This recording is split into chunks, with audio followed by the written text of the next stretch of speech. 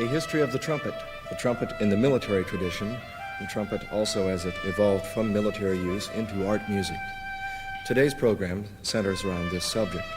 My guest today is Dr. Richard Burkhardt of the OSU School of Music. The acoustics, I'm sure you'll noticed already, are slightly different, in fact, considerably different. They're acoustics of a very large room, St. Stephen's Church on the OSU campus.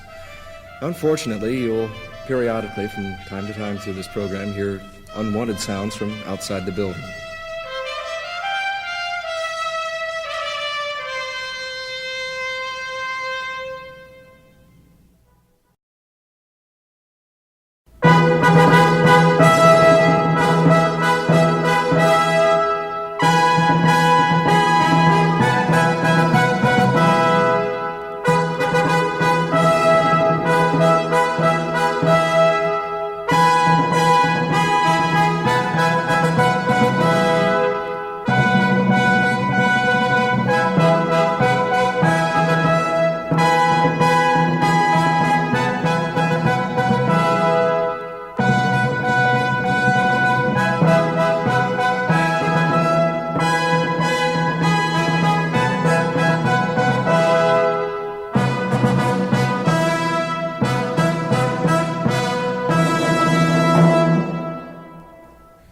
Curved and straight trumpet-like instruments have since ancient times been associated with the signaling of some sort of news, either in peacetime or in war, whether it be the announcement of an approaching enemy or a visiting nobleman or a public announcement. A blast from a trumpet was always sure to precede.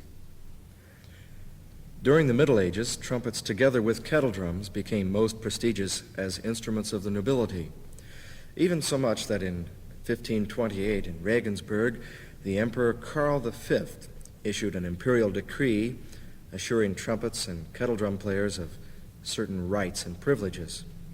And in 1623, the Emperor Ferdinand II founded the Imperial Guild of Court and Field Trumpeters and Court and Army Kettle Drummers.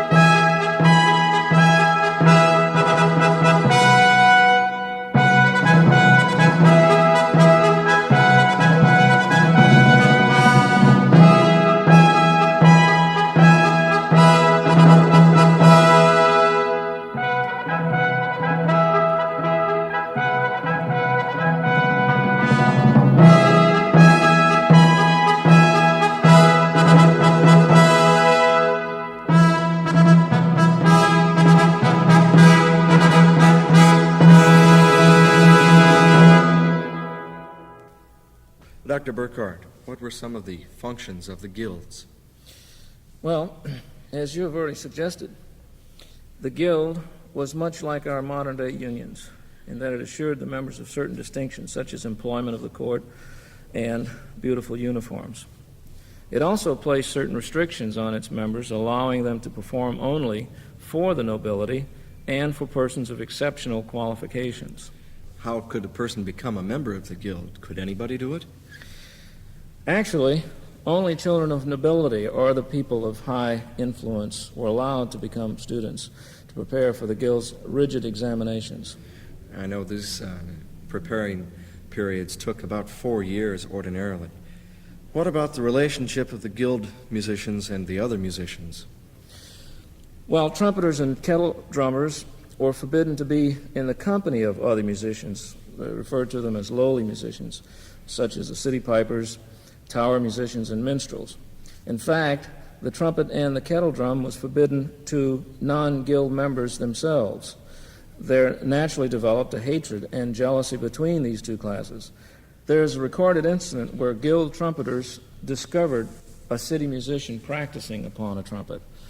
They broke into his house, grabbed the trumpet, and proceeded to break his teeth out with it. They were not charged of any wrongdoing in the incident by the courts. This shows that these people were really very highly thought of and were able to get by with just about anything to protect their rights. There were, of course, exceptions to this holier-than-thou position of the Guild, and through the influence of 17th century payola, you might say, city magistrates sometimes managed to lay out large sums of money to the court to permit them to have trumpeters and drummers play at particularly festive civic affairs. What was the nature of the music and the functions that the trumpeters and kettle drummers played in? Well, we'll be playing a couple of examples of some of the music in just a few moments. They played in court processions, always marching up front, played fanfares before meals and social functions of the court. They accompanied nobility on peace as well as wartime missions. Trumpeters and drummers were always used in battle. England in the 17th century had its own court trumpeters too, a total of 16, along with the sergeant trumpeter, who was the leader of the group.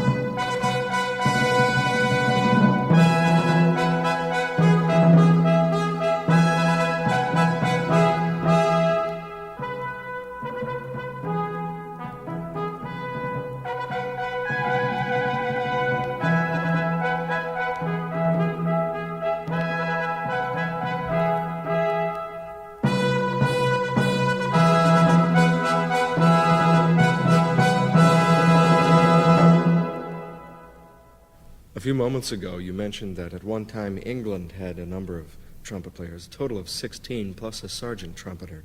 Well, the total number of trumpet players accompanying any nobleman on a trip, of course, was considered prestigious. The more trumpeters he had on the trip, the better it was for him, the more highly he was thought of. At one time, there was a trip where the King of England in the late 17th century went to Holland, and he was accompanied by, I think, about 8 trumpeters plus a sergeant trumpeter. This was during the famous Shore family of trumpeters' reign. Maybe you better explain about them. Well, the Shore family of trumpeters were 3 trumpeters associated with the court during the time of Henry Purcell, and they were extremely prominent in court life. In fact, many of the things that Purcell wrote in his entertainments in the 1690s, he included parts for these 3 trumpeters. Uh-huh. This was pretty much of a regular thing, wasn't it? Families of trumpeters. Altenburg was from a family of trumpeters. And, well, you mentioned the Shore family. Great many of these things happened at this time. That's right. It was like an inherited thing. That's right, because it was, as I said earlier, the children of nobility are important people with those that were selected to be students for the guilds. And although in England, for example, there was no such thing as a guild, but the family of trumpeters, the 16 trumpeters, there were several families involved in this, and they passed down the traditions and secrets on to their children. I say secrets because in Altenberg's book, he refers to so many secrets that are involved in trumpet playing, such as triple tonguing and various types of tremolo. And well, that's because they're no longer secrets. Correct.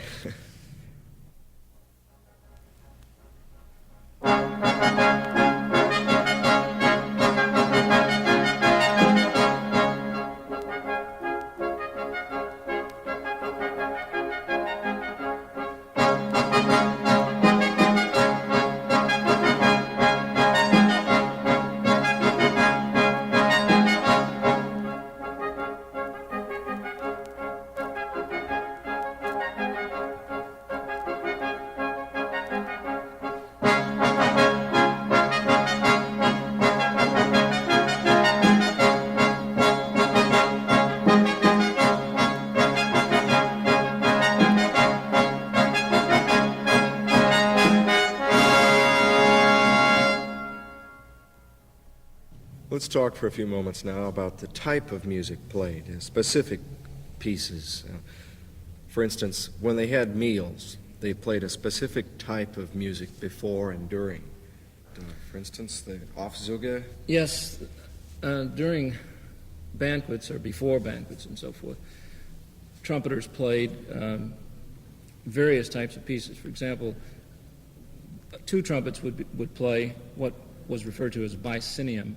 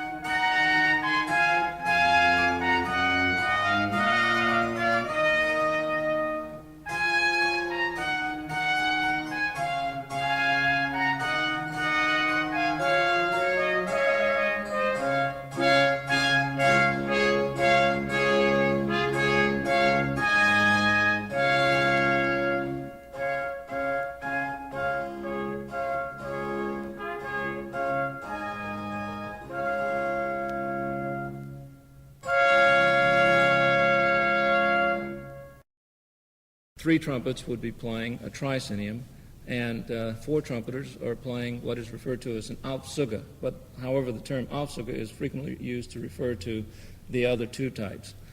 And these are just short little pieces which are sometimes of a fanfare nature, sometimes of a dance nature. Now, this is in the German tradition. Right. We know from Altenburg's book that trumpets were a very, very definite part of the military tradition in Germany. What was the nature of the music that was played by the military that eventually became adapted into art music? How did this happen? What was the catalyst? Well, I think as far as the catalyst is concerned was the popularity of the trumpet itself and the influence it had on all types of music, vocal and instrumental. Didn't this begin with dramatic works? For instance, Orfeo, Monteverdi. There's a toccata at the beginning of that. This was supposed to be completely separate from the opera and just a fanfare-like thing at the beginning. But isn't it the first time that trumpet parts were actually written down, all of the parts, rather than just the clarino or the top part? Yes, I think this is one of the first examples of a fanfare or an entrada, sort of a piece for trumpets, where all the parts are indicated. In most cases, in the case of bicinia or Aufzüge, the only part written was the first or clarin trumpet, and from that the lower parts were improvised as well as the timpani part. A lot of times people refer to the instrument as a clarino and such, but that's really just the name of the part or of the register, because there's a clarino and there's principal and parts that fit in between. Each one had a specific range. That's right. The clarino is actually the name of the part, although in some writings you will still see the word clarino used in reference to the trumpet. Now that is, instead of saying the Baroque trumpet, the writer would say the clarino, because in some German scores you would find clarino 1 and clarino 2 instead of tromba 1 or tromba 2, which indicates trumpets. You asked about the ranges. The clarino or clarin trumpet was that that player, let's say, that played the high part, the very high floored part. And there was a clarin 2 player who most frequently played just below the top trumpet, maybe in thirds or fourths, fifths. And then there was the principal trumpeter, who was the player who played the very lowest part, or fundamental, second partial, third partial, and so forth. And some of those lower notes are very low. They go way down into the bass register, into the bass clef. Let's listen to the Toccata from Orfeo by Monteverdi. Nikolaus Harnoncourt leads members of the Concentus Musicus.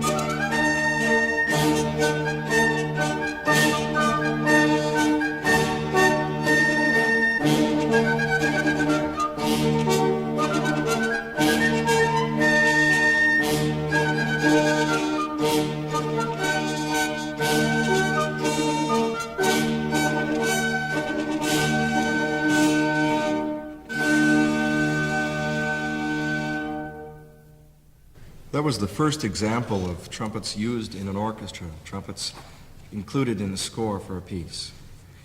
The Concentus Musicus with Nikolaus Harnoncourt leading. We've been talking about military music. Let's listen to some. A very brief flourish here of military fanfare.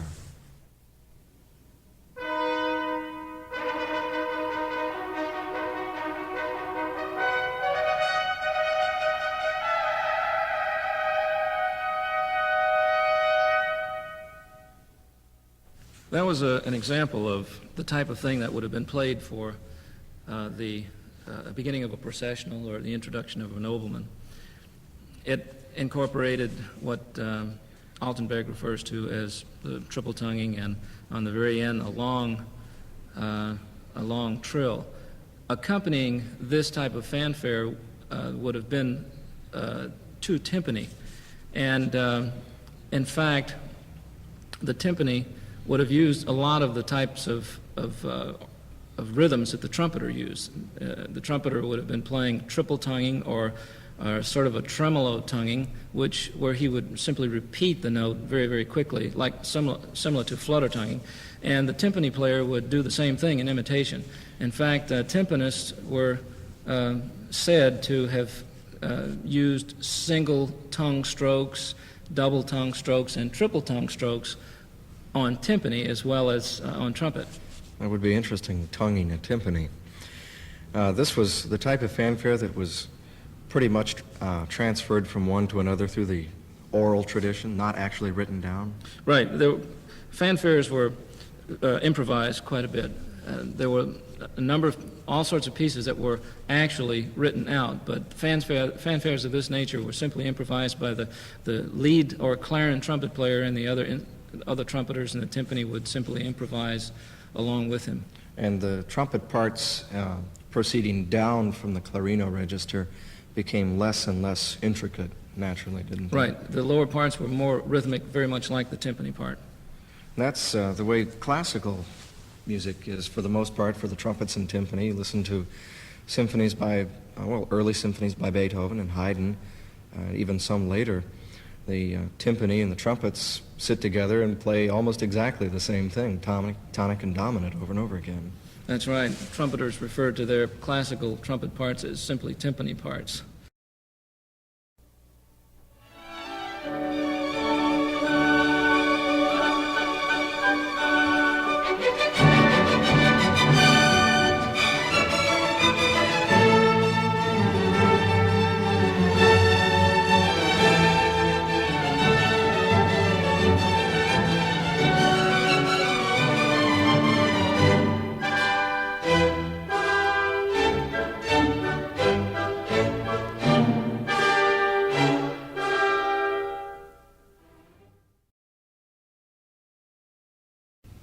The same type of writing, except a little bit more, I should say, probably a little more artistic, is a piece.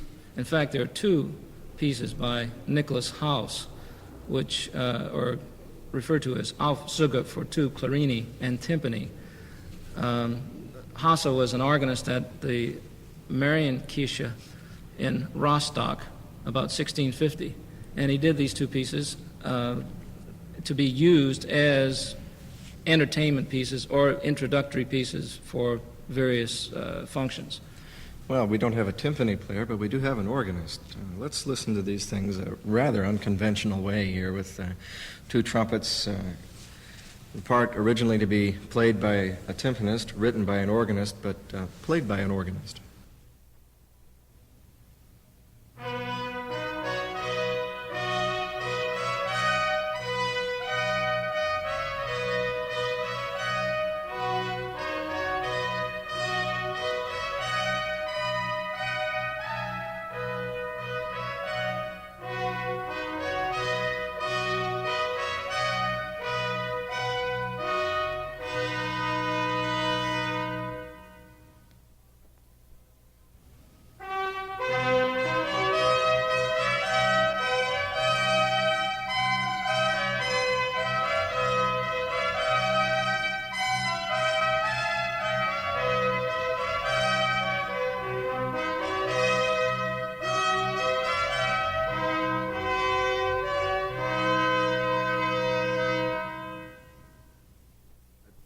The type of music we've been listening to, this by Nicholas Haus, was actually more of the dance type and not a fanfare. Is that correct? Right, except for the second one. It was more of a march? March, right.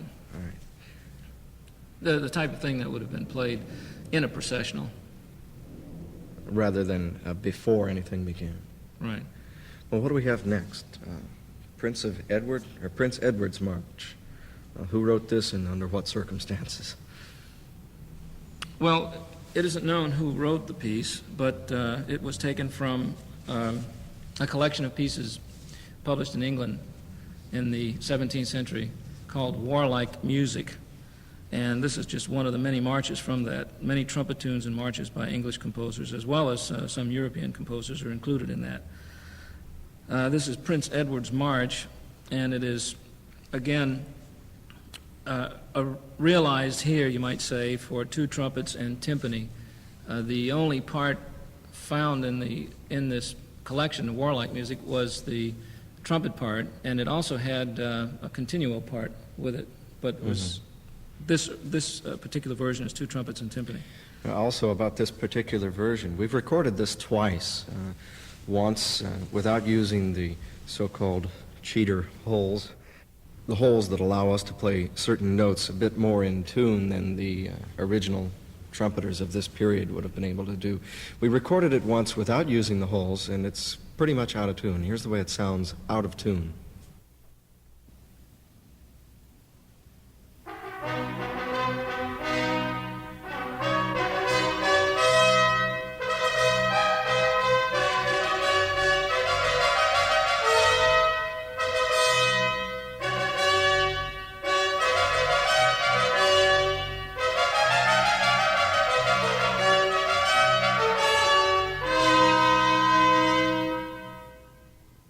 Let's listen to it now a little bit more in tune.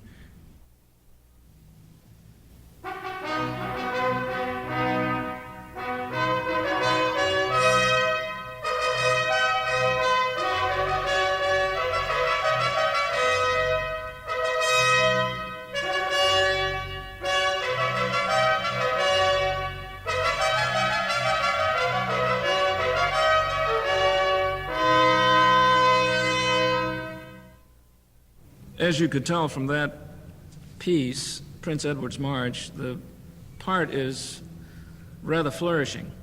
And the two examples of the by Hasse from 1650 are not quite as flourishing. They're a little bit more militaristic. The development of the Baroque trumpet, or the Cornetto style, is quite evident in pieces like this, because the later the pieces get, the more flourishing the first trumpet part, the more flourishing the second trumpet part becomes. And then we see also that this particular type of playing, militaristic or fanfare character playing by trumpets and timpani, is sometimes used by classical or by art composers such as Purcell. In a piece called The Fife and All the Harmony of War, which was an alto solo written only for alto solo, 2 trumpets, timpani, and continuo, of course, he introduces this piece with a military flourish with the 2 trumpets and timpani, which is reminiscent of that style, of course.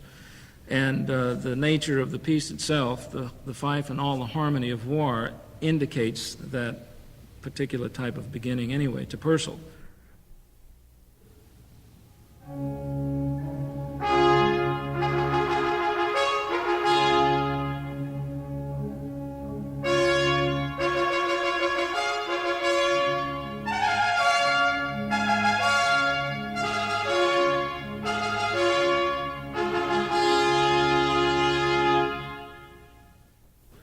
This was a dramatic piece, wasn't it?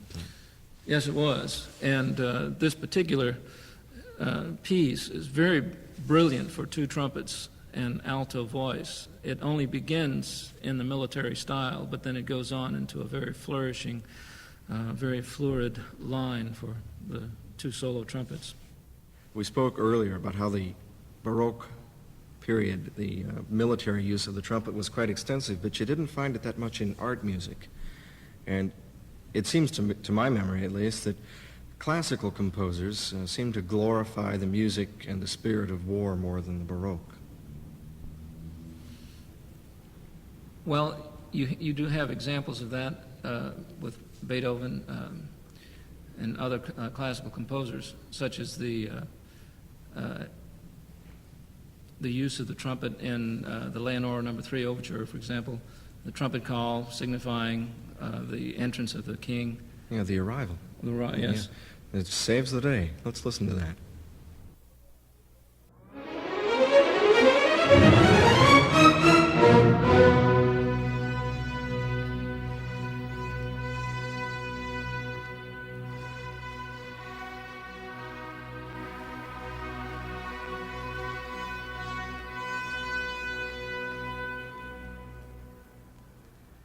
We'll be returning to Beethoven very shortly, but first I'd like to present one of the recordings we made the other day, but we didn't talk about on the interview. It's a brief German military march.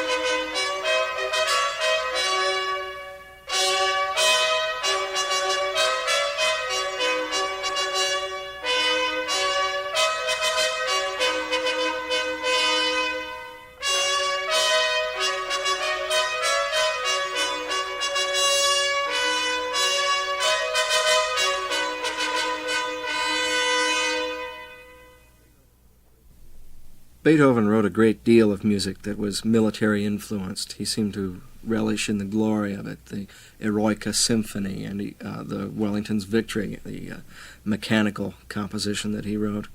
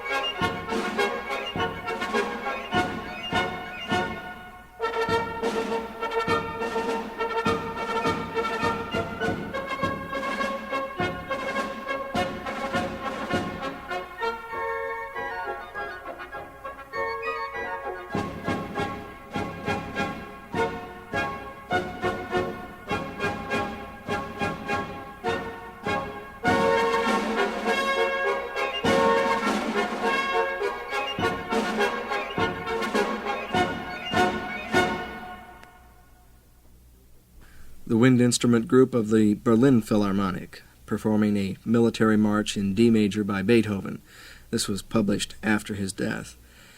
As I mentioned a moment ago, Beethoven was involved with the spirit of his times, revolution and armies and wars and the glory of it all. He worshipped, to an extent, Napoleon, and then he was disgusted with Napoleon when he declared himself emperor. Here's the type of music that Napoleon's armies marched to.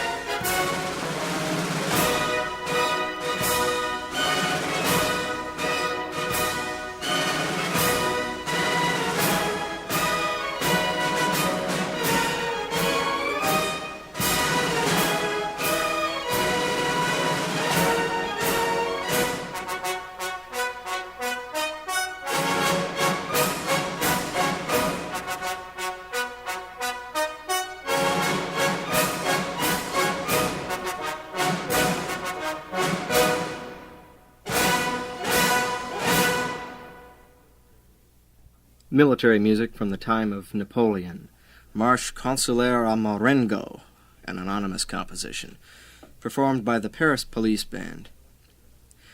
Well, let's take another one of my infamous leaps, clear up into the 20th century. Britain, the English composer Kenneth J. Alford. He's famous for military marches, much as our own John Philip Sousa. Here's a march by Alford, Army of the Nile. This performance is by the Naples NATO Band. This is a U.S. Navy band, and at the time this recording was made, I was principal trumpet in this band.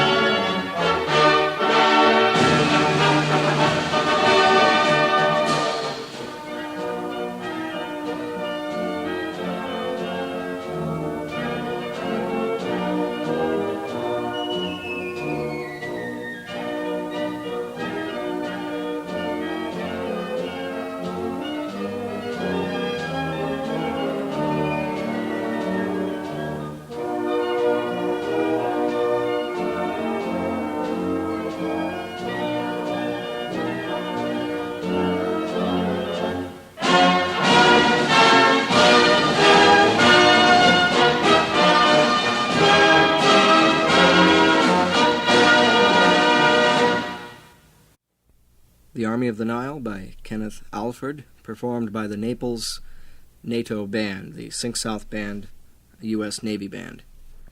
England has maintained to some degree the pomp and circumstance of times past, the military glory. America has lost it, I believe, for the most part. We do have our own colonial traditions, but these things are kept on the shelf for the most part. Quite often, U.S. military bands perform this type of music instead of the older.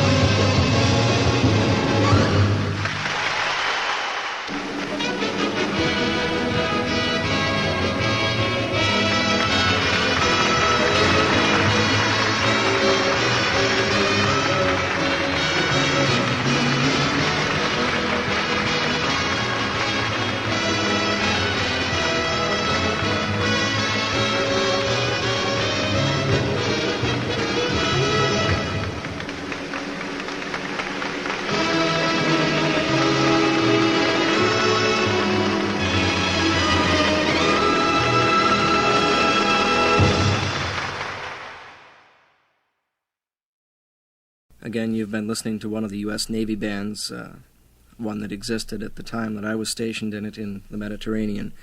This was recorded in Portugal, for those of you who are interested.